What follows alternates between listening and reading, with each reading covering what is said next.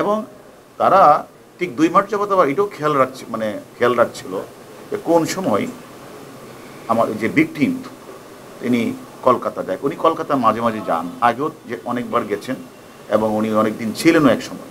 ওনার কিছু বন্ধুবান্ধব আছে, তিনিও এই 12 তারিখ উনি চলে যায়। সেখানে হলো তার বাসা, তার বন্ধুর বাসা গোপালের বাসায় উঠে গিয়ে 12 তারিখ। আর এই দিক দিয়ে আর আগেই কিন্তু ওরা জানে যে ভিকটিম 12 তারিখ যাবে, তাদের কাছে প্ল্যানটা জানার পরে তারা 30 তারিখ সেখানে তারা এখানে যায়, গিয়ে ওইখানেও আরও 2 জনকে তারা হায়ার করে, অর্থাৎ এই বাসাতে আসা যাওয়া করবে, এই 2 জনকে তারা টিক্কার করবে। এর মধ্যে একজন মানে জিহাদ অথবা জাহিদ, আর একজন হলো সিয়াম, ওইখানে ঠিক করে দেয়। তারপরে উনি যে মাস্টার মাইন্ড, উনি সেখানে সব কিছু ঠিক করে কোন গাড়িতে ইউজ হবে, কাকে কত টাকা দিতে হবে, সেগুলি ঠিকঠাক করে কারা কারা থাকবে, এই অপরাধের সংগঠিত সবাইকে 5-6 জনকে রেখে উনি আবার 10 তারিখ উনি চলে আসছেন, বাংলাদেশে চলে আসছেন।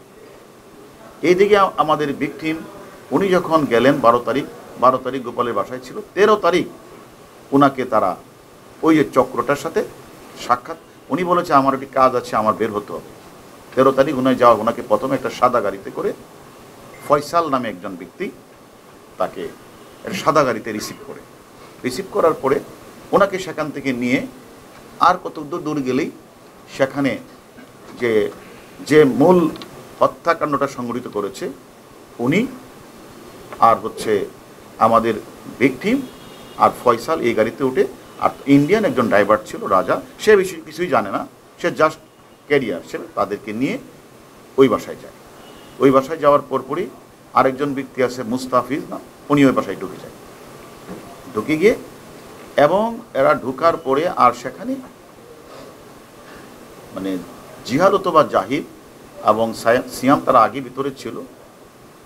সেটা 13 তারিখ 2:51 তারা সবাই ঢুকেছে এবং আধা ঘন্টার মধ্যেই কিন্তু মানে এই নৃশংস বর্বরোচিত হত্যাকাণ্ডটি সংঘটিত হয়ে যায়।